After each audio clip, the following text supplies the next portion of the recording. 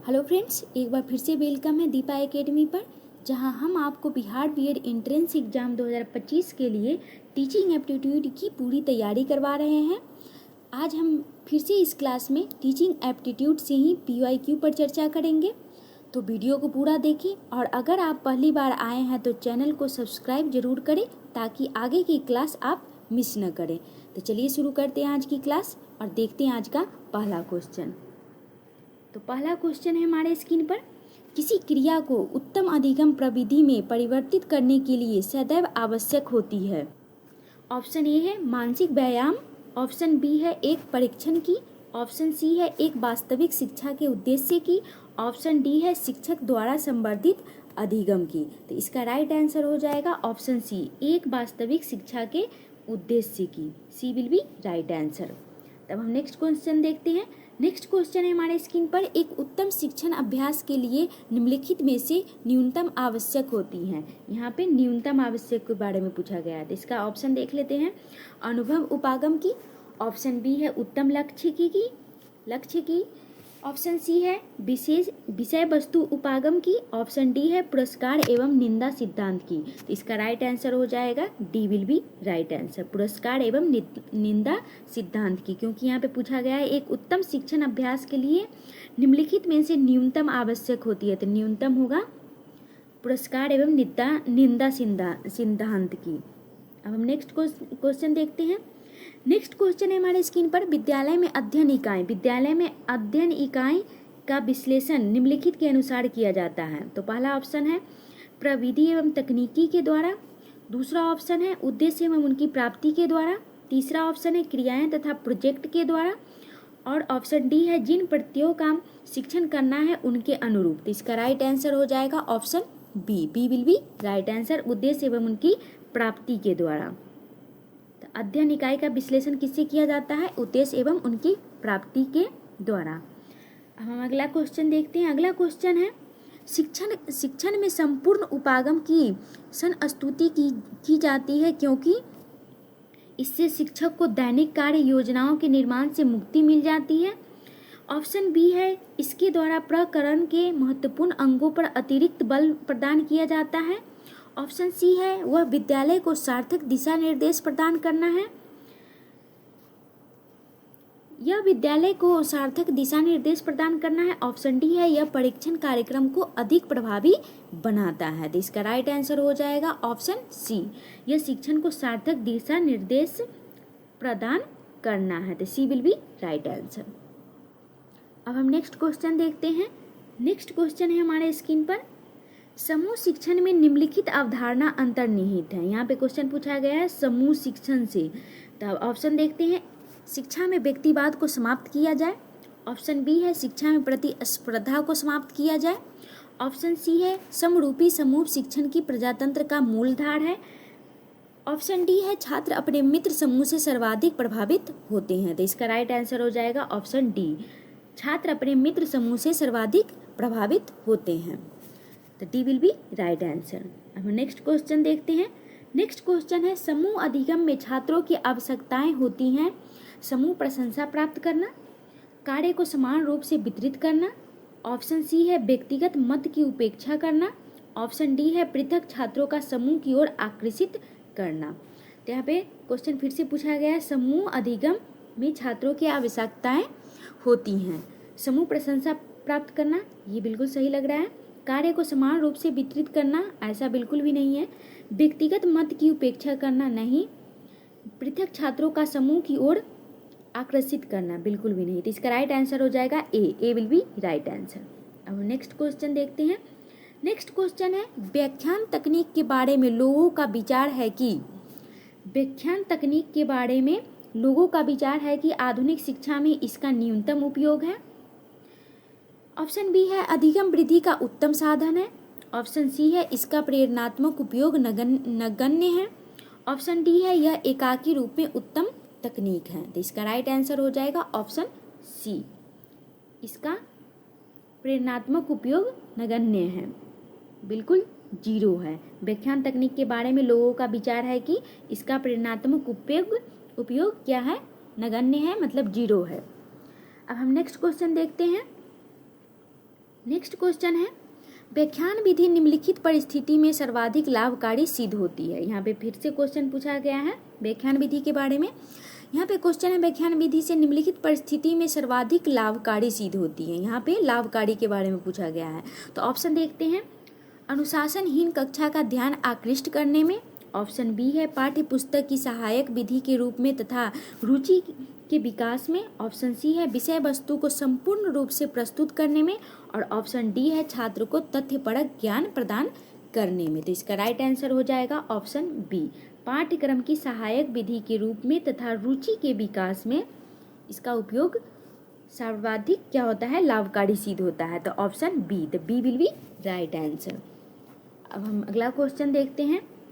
अगला क्वेश्चन है हमारे स्क्रीन पर, वाद विवाद निम्नलिखित समस्या के समाधान में न्यूनतम लाभप्रद है। यहाँ पे क्वेश्चन पूछा गया है, वाद विवाद निम्नलिखित समस्या के समाधान में न्यूनतम लाभप्रद है। न्यूनतम पूछा गया है, जिनका केवल एक सटीक उत्तर हो, जिनकी अनेक आयाम एवं पहलू हो, जो सामाजिक मूल्यों से संबंधित हो, जिनमें परिपक्व एवं स्पष्ट निर्णय लेना हो। तो इसका राइट आंसर हो जाएगा ऑप्शन ए, जिनका केवल एक सटीक उत्तर हो।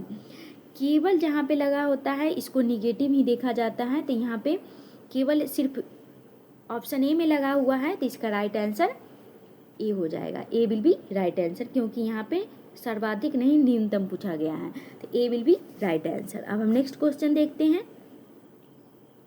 नेक्स्ट क्वेश्चन है हमारे स्क्रीन पर, एक प्रभावी शिक्षण में निम्नलिखित गुण नहीं पाया जाता है। एक प्रभावी शिक्षण में निम्नलिखित गुण नहीं पाया जाता है।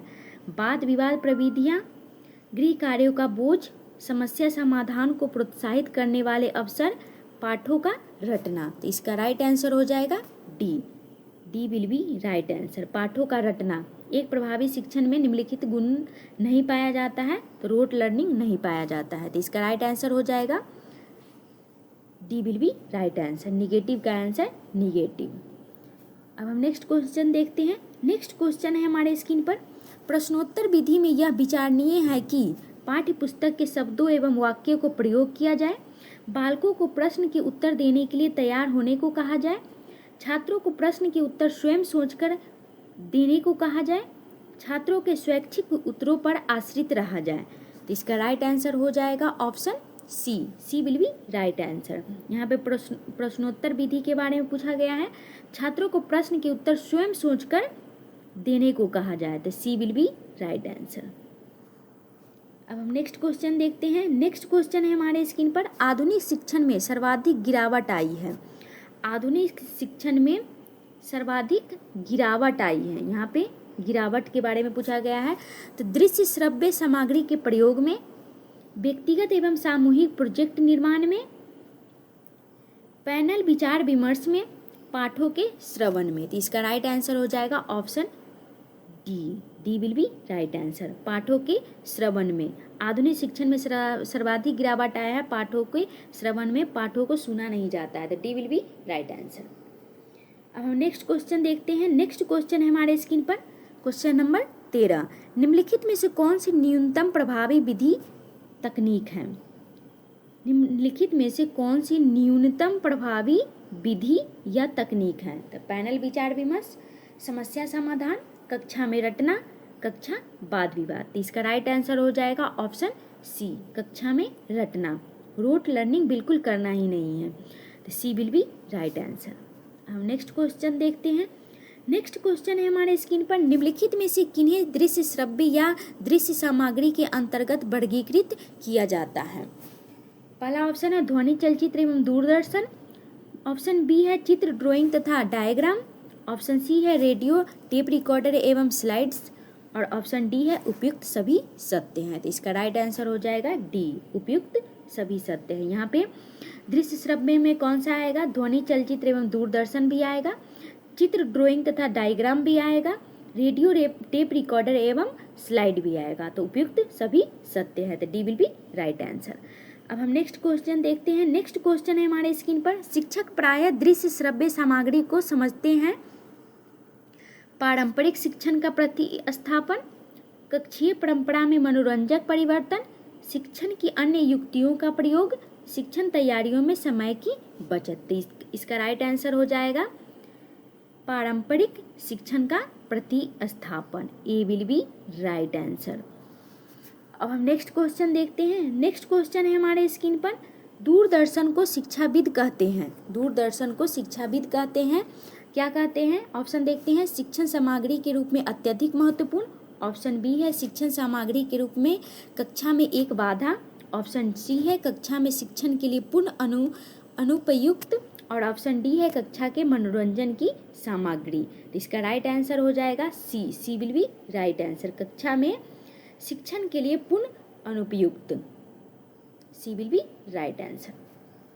अब हम नेक्स्ट क्वेश्चन देखते हैं। नेक्स्ट क्वेश्चन है हमारे स्क्रीन पर, निम्नलिखित में से कौन सी सर्वश्रेष्ठ सहायक सामग्री है जिसे पाठ्य पुस्तक सहायक सामग्री के रूप में प्रयुक्त किया जाता है? यहाँ पे क्वेश्चन फिर से देखते हैं, सर्वश्रेष्ठ सहायक सामग्री जिसे पाठ्य पुस्तक सहायक सामग्री के रूप में प्रयुक्त किया जाता है। तो ऑप्शन देखते हैं, चलचित्र प्रोजेक्ट, गृह कार्य, पुस्तकालय, कौशलात्मक कार्यों संबंधी कालांश। तो इसका राइट आंसर हो जाएगा ऑप्शन बी, गृह कार्य। B will be right answer.